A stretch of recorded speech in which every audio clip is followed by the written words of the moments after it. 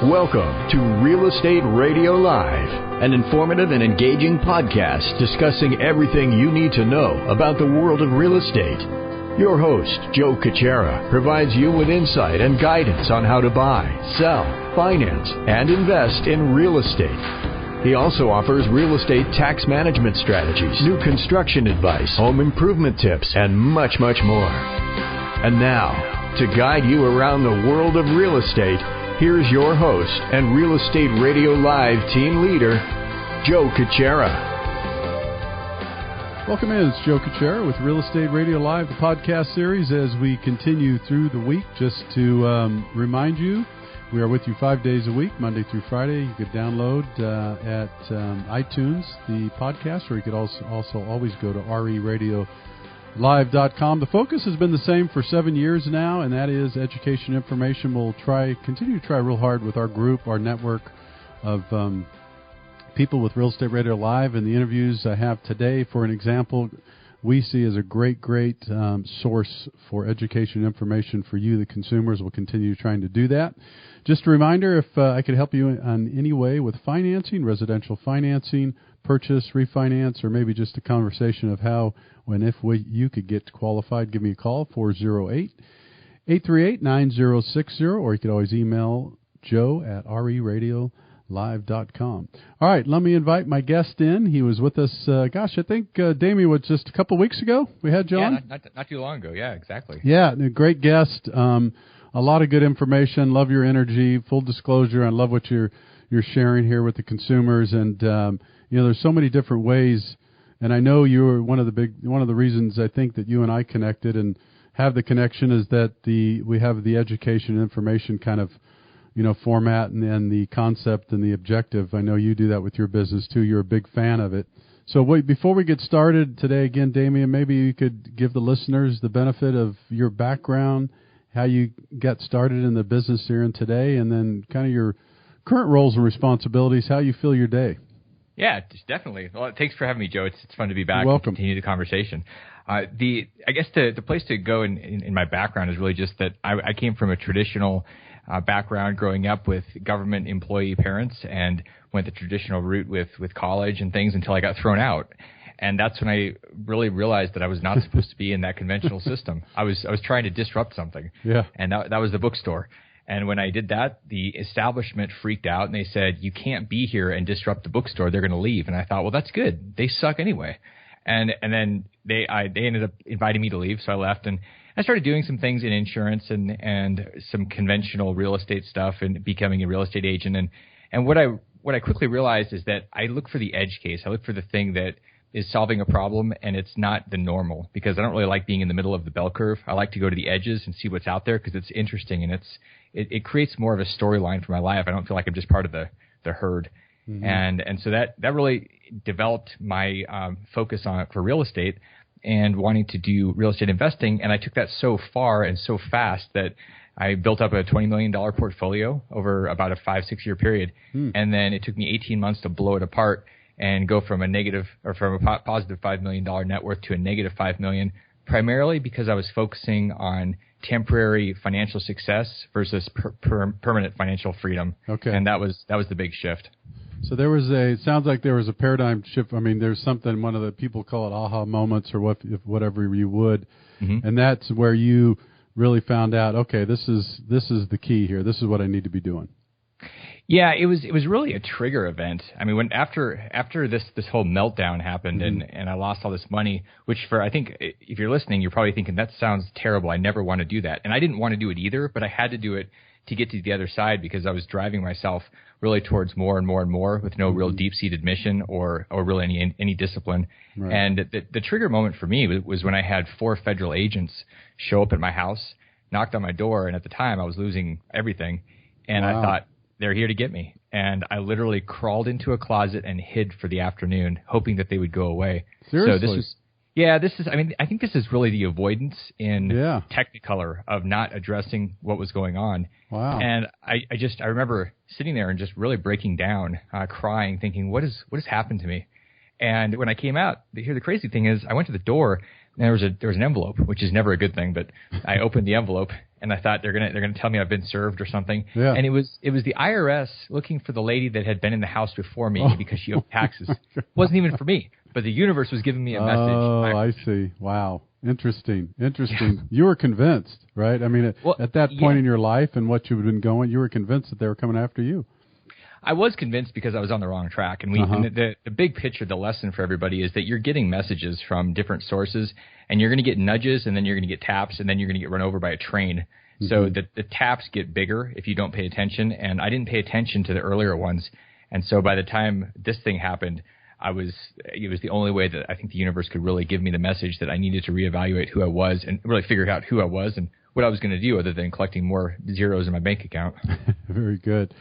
Hey, is there a demographic that you look for, Damion? I mean, as the listeners are out there listening to this podcast, is there a age group or demographic where you say, you know what, Joe, this is the sweet spot. This is if you're at this age or this status or this level or whatever. Tell us a little bit about if that exists or does it across the board? It doesn't matter. What are your thoughts? In terms of the sweet spot for doing something or taking a particular action or starting to invest or whatever we're talking about, here's the thing that I know. Financial freedom is not a number. It's not a certain amount of cash flow. And a lot of times people think, well, it's $4 million in the bank. It's not true. And it's not necessarily $10,000 a month or $5,000 or whatever that number is for you. Financial freedom is the confidence, and the only way you get confidence is being in the game. Right. And so the age to start is today, because the moment you get confidence is the moment that you can never be put in that victim state or be afraid of your future again. That's the thing. Yeah, absolutely. Well, tell us a little bit about what if someone goes to your website, I know obviously you've got a great background. There's a lot of wonderful things you guys do. What could they expect? Could they expect to learn? What could they expect to find? And before we do that, before you jump into that, what is the best? What's the website they could go to, and how would they find out more information about what you're up to? TotalControlFinancial.com. Okay. And the company is named that because that's what we're focused on, is giving people control, and the control is from the confidence. So we don't sell investments. There are a lot of people that sell great things. What we do is kind of like what you focus on. It's really the education and the empowering. And so specifically what that means is a lot of times we have IRAs and 401ks, and they're stuck. They're stuck in the Wall Street world. They're stuck in things that we can't control. And if we want to invest in real estate or learn about real estate, we can't really use the cash that we have sitting there that's our retirement money. So what we do is we give people an opportunity to create something called a solo 401k. And when they do that, they can actually move their money from wherever it is into this account so that they've got checkbook control. And it starts to build the confidence muscle. So again, it's not about the money or even the vehicle. It's developing the confidence so that we're setting people free and they're not afraid of their financial shadow. Yeah, and so you open people's eyes to different opportunities through this educational process and that you advocated through. And I guess my point behind that is, let's say I'm a financial planner, and there's a lot of great ones out there, don't get me wrong, but the focus could be, okay, I just need to get this investment in, and this is how I make my living, this is how I get my fees. Sometimes if we're operating in kind of a smaller box, we don't really open our clients or people around us their eyes into other ways to invest, or other vehicles in which to invest in, or how many people know that you could use certain IRAs to invest in real estate? And does that make sense? I guess it's just you wonder, are most people more comfortable with a limited amount of information because it makes them nervous? And do you challenge those beliefs? I think a lot of people are trained to be nervous with complexity, and so what happens is the system, the Wall Street system and the typical institutions will keep things very complex and very confusing, so people get scared and they hand over all of their control and their power. And I was an insurance agent, so I was a captive agent. I had to sell what the company was providing. I couldn't go out of that. So there are those type of people that are helping, the advisors, and then there are the ones that really can open up to the alternatives like that we talk about with real estate and something I like, which is precious metals. I think the question really to ask is, when you've got a financial advisor or you've got people giving you advice on what you should do to invest, the question to ask is, are you making money buying the investments that you're telling me to invest in, or are you just making commissions and that's how you make your money? Because if you're making money in the investment, I'm really interested. If you're just making commissions, I might be interested, but don't think that a great sales person makes a great advisor. It just makes somebody that can convince you to make them rich, and that's really important to sift through and find the good ones. Yeah, that's a very good point. And so, what's your overall belief? And I don't want to put words in your mouth, but would it be diversification? What I mean by that is, are you a person that believes that you sit down with a person, or you have a phone conversation with a person, or you really find out what they're looking for, and then do you want to do more education to potentially open their eyes into real estate, investments, metals, like you said, and different things? Do you kind of go across the spectrum if someone wants to?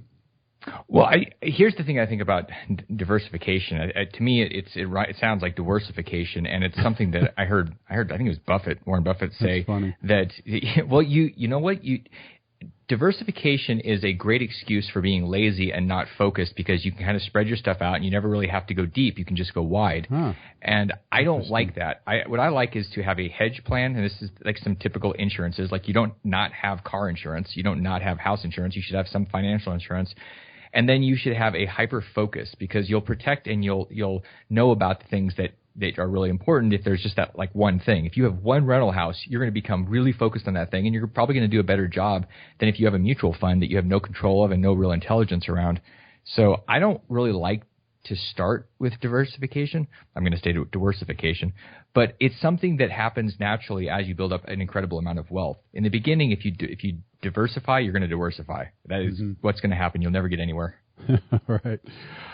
All right. This is Joe Kuchera with Real Estate Radio Live, the podcast series. I am interviewing Mr. Damion Lupo. He's a financial transformation expert. He's with us today on the podcast, and we're talking about different ways to invest and different strategies, but more so, really, the philosophy is, education, information.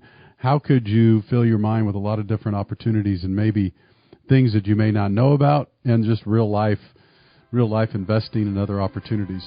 All right, we're going to take a quick break. When we come back, we're going to continue our conversation with Damion. This is Joe Kuchera again with Real Estate Radio Live. We'll be back with you in just a minute. For more information on today's program, visit RERadiolive.com. That's RERadiolive.com.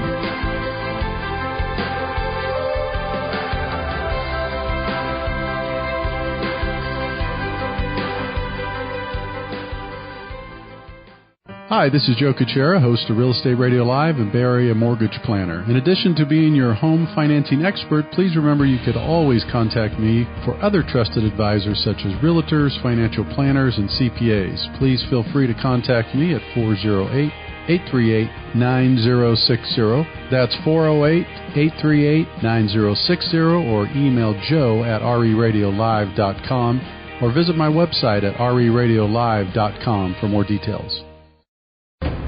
Welcome back to Real Estate Radio Live. For more information on today's topic or guests, just visit RERadiolive.com. That's RERadiolive.com. Again, your host for today's edition of Real Estate Radio Live, Joe Kuchera. Welcome back in, Joe Kuchera with Real Estate Radio Live, the podcast series. As we continue through the week, I am pleased to invite back Mr. Damion Lupo. He is a financial transformation expert, and he was on with us a couple weeks ago, and really enjoy his message, his energy, and really what I'd like to talk about. And again, my focus on the show, one of the reasons, again, I will come back to people like Damion and others that really have a mission out there, is to educate and inform, and really, a passion, let's call it, to help people better understand different ways to invest, maybe what other opportunities are out there, and really not in a little transformation in a box as far as that goes. So good to have you back, Damion. It's good to be back. Thanks, Joe. Yeah, it's good. Tell us a little, what are your thoughts about, give us, you're in the middle of this I guess a lot and quite a bit. What if a person's talking to you today and they say, gosh, I look at my portfolio, I look at some of my investments, and for the most part, the stock market's hit all-time highs. boy, I'm, licking my chops. Am I looking more for this? And then interest rates are still pretty low. And then, by the way, I got some investments over here in real estate. They've done pretty darn good too in different parts of the country. What would you say that? I mean, we're going to be looking at much the same. I know this is maybe a tough question because it depends on different segments of the country and states and things like that. But what's your overall view at this point as we sit in kind of the marketplace in general? Well, I'll be really wishy-washy. I guarantee you we will have a correction, a major correction by 2019. Okay. And it's a math formula. And there's a really simple way to make sure that you don't get taken out by that wave like I did in 2008. And that's to get out of the speculator game. Because when we're excited about the stock market, we're talking about being speculators. Mm-hmm. When we're excited that the value of a house that we bought has gone up by 50 or 100%, we're being speculators. We're being gamblers. We're not being investors. That's crazy. And what we're doing is we're setting ourselves up for the natural cycle. And the natural cycle is going to happen because when rates went down, prices went up in real estate. When rates go up, the opposite is naturally going to happen. And that one thing, if we don't even talk about the other things, with the baby boomers starting to pull out, by law, they have to pull out a certain chunk of cash out of the stock market every month. That's going to put a lot of downward pressure on the markets, which is going to tip it over. The Federal Reserve is saying we're going to pull $2 trillion off our $4 trillion balance sheet. You take all three of those things happening over the next couple of years, we've got a huge problem. So what do you do about it? You make sure that you're not speculating. And that's where you start thinking about doing things like having a hedge in maybe some precious metals. And really, I think my personal preference is real estate that survives those cycles. And that's rental type of real estate. It's things that are used, not things that you're just looking for the greater fool to buy you out. Okay, I see. So you would recommend or start having people really think about moving some investments, or, I mean, certainly be careful because we could have some adjustments based on some of the stuff that you just talked about. So you like precious metals, you like real estate, and you're more so, are you talking about investment real estate? I mean, in terms of holding long term? Yeah, exactly. That's like the precious metals. I think it makes sense for everybody to have 10% of their liquidity in metals. It's a safe number. It's not going to do anything if the metals don't do anything. It's not going to hurt you. It helps you if there's a currency problem, which is coming. The property question is really, what are you going to spend time becoming really great at, and then putting your money into that's going to continue to pay you month over month. It's that simple. It's not meant to be super complex, but we get totally confused because we see 8,000 options by 100,000 different people trying to sell us products, and we get totally lost. So if we narrow the focus into things that are paying us every month, it's a pretty simple formula. And here, Joe, there's something that really trips up a lot of people, and it's probably been said here on your show before, but the idea that you have to have money to make money is just not true. So people that say, I can't do much or I can't do anything yet, that's not true. If you want to do something, I started off buying my first rental house by putting the down payment on my Visa card. Mm-hmm. And I bought 8 more houses 6 months later by creating solutions to problems that people had, no money out of pocket. That was my mind, and everybody's got one of those things. So There's truly a way forward, even if you don't have any money. Yeah, I would agree, and especially when you have the opportunity of, like we all do, if we choose to, and that's the really really widen our scope of opportunities. And what I mean by that, I'll give you an example. I have several people that still call on a regular basis to show and email and contact me and say, God, Joe, I mean, I want to invest in real estate so badly, but it doesn't make any sense if I'm looking to buy here in the Silicon Valley. And I said, well, have you ever thought about investing somewhere else other than Silicon Valley? Because there are other places in the world, There are. I mean, that's a great, and even I just had somebody do the same thing, and I think they were in Orange County down in LA. And same kind of problem. And my thinking was, well, have you thought about maybe doing sandwich leases where you go and you find somebody that wants to lease out their property and you've got an idea for it. They can't figure that out. And then you come up with an idea to lease it out, cut it up, do something. Mm-hmm. All you're doing is creating a new solution for somebody else's problem, and you could do it in your backyard. So if you get around people that are creative, you'll find solutions to things that are right in front of you, problems that can make you a lot of money. Yeah. Speaking of real estate, so what is the most important thing to measure and track, in your opinion? If someone's asking you today, I know I'm looking at real estate, I'm looking at some opportunities. What's the most important thing? Are we talking metrics? Or the most important thing, I think, is the team. But if we're not talking about the people that are around you, because the people will make or break you. Yeah. I've had people that have helped me create massive wealth, and people that have really cost me millions. But I think that the metric that I think is the most important is really keeping track on a monthly basis what's happening to your numbers. And I think consistently, whether it's real estate or business, people don't have their numbers right in front of them all the time, and so they're making decisions based on their glands. Like, this feels good, this is a good deal. How do you know? Is this thing actually putting money in your pocket, or is it just really colorful and exciting, and there's a lot of adrenaline involved? So that's one of the things that, even though I'm a math geek, I am terrible at keeping up with that stuff because it's not that fun to me. So having somebody else doing that kind of stuff, I think, is a powerful way to keep you focused on what's real versus what looks like a unicorn that you're buying into. Yeah, no, good point. We may have addressed this on our earlier podcast, but I want to bring it up again because what drives me crazy, a lot of things drive me crazy, but one of the things is most of us get no education about finances or money at all in school, but yet, God forbid, you better make sure you got your history and your science and your English. I'm not saying those things are bad. We need those too. But one of the things that bothers me is, to this day, maybe there's been some changes, but we put so little emphasis on the education of how important it is in money and basic investments and checking accounts, just the basic stuff. And we turn these young adults out into the marketplace and say, go get a bunch of plastic, load up on student debt. And again, I'm not saying these things are bad, but what are your thoughts about that? I think it's crazy that we spend all these years focusing on education to go get a job to make money, and yet we don't teach about the money that we're supposed to spend the rest of our life focusing on. Right. So I think that that's the biggest problem. And when you think back to, I remember high school, we learned about money, or at least that what we were supposed to learn. Here's how you balance a checkbook, and here's how you invest. We pick a stock, and then a month later, whoever's stock went up the most, they were the winner. Well, great. We just created a bunch of gamblers, and the truth is they're probably not balancing their checkbook today. So I think the things that are missing are the things that are most important: the money teaching, the relationship teaching, the goals, knowing who does goals. If it's this fringe piece, people that are listening to the show are the type of people that set goals and have a vision so that their life is by design and not by default. And that stuff's not taught. Why? Because it's an establishment that's really maintaining its power over people for the industrial era that's kind of going away.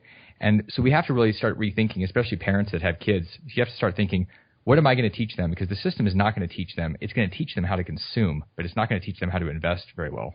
Yeah, no, it's a very good point. We have just a couple minutes left, and I want to go back a couple minutes ago and have you elaborate, because I'm a big fan of having the right team around you. If you can, Damion, talk a minute or so before we finish up on the importance of being surrounded around I won't say like-minded people, because that's not good either. I mean, you want to have people that challenge our way of thinking. But talk a little bit about the importance of the team or the group of people around you that you advise with or rely on a daily basis. The most important thing that you have to have is people that will tell you the truth, and especially when you don't want to hear it. I was just reading a thing about Conor McGregor, who's about to fight Floyd Mayweather, and the commentary was that he doesn't have people that are willing to tell him, hey, you know what? That your boxing is terrible. You're going to get killed. Here's what you got to know.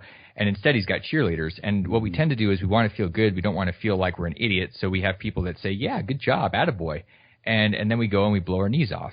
Instead of having the people, like, I always have a coach. Even when I was going bankrupt, I still had people around me. And the moments that I got rid of a coach was the moments that I went off a cliff. So I always have a coach that I pay to tell me the truth and to call me on my BS. So the coach, and then people that are truly doing things. If you just have people that are talking about it that aren't actually out there in the real world, then you end up in an ivory tower, totally disconnected from reality. You got to have those two people in your life. Yeah, I would agree. So as we wrap up here in the next minute or so, you're saying the smart thing to do: be careful. If I'm hearing you correctly, Damion, in the next, certainly by 2019, you think we're going to have a pretty decent correction. Without a doubt, it's a math equation. This isn't me just using my glands and my adrenaline. This is truly a math equation. So it is going to happen. What you don't want to do is wait until it happens and then try to do something, because you'll be too scared. You get the confidence by doing it. So if I leave you with one thing, it would really be that you have to go out there and start doing things, get the experience of actually being in the game. And then when things do turn and there's an opportunity, you'll be warmed up for it and you'll be able to take advantage of it. Yeah. And I know there's all kinds of analogies out there, but as I listen to you talk right now, I'm reminded of, again, it's just another example of working that muscle, right? I mean, if the analogy of the gym, if you want to get in shape. Well, yeah, initially when you get in there, you don't really want to do it and your muscles are sore, but eventually you start feeling good about yourself. You're getting a little more confidence. You're walking in the gym with a little different, more confidence because you're feeling better and you're having some success. Isn't it really the same type of process or when you're educating yourself on money or investments? It is. It's the atrophy of your mind. It's the atrophy of your confidence. If you think about, like, when people say, I want passive income, I don't have to think about or do anything. Well, that's like saying you're going to have a passive relationship or like passive sex where you're not going to be engaged. I don't want to do anything. I just want it. It's right. So give me a break. I mean, just think about that in your life and how well that's going to work out. You're going to be on your own. You're not going to have a partner. So I just really think that if you're going to have that muscle, if you're going to be strong and you're going to be confident, you have to be out there working it. And I'm not talking once a year. I'm talking on a regular basis, and that will make all the difference because the muscle sticks with you, and you'll end up with that life of freedom versus just fear all the time, and nobody wants that. Very good. All right, unfortunately, we're out of time, but again, great show, great interview. I'm sure we'll have you back here in the near future, Damion. Thanks for your time. Really appreciate it. Thanks, Joe. It's been a blast. Look forward to coming back. All the best to you. Take care. Sure. This is Joe Kuchera with Real Estate Radio Live. Thanks to Damion Lupo again for being a wonderful guest. For more information, you could always go to totalcontrolfinancial.com, and also you could always go to reradiolive.com. Give us some reviews. Tell us what you think. Until next time, take care. You've been listening to Real Estate Radio Live. For more information on today's program, visit reradiolive.com.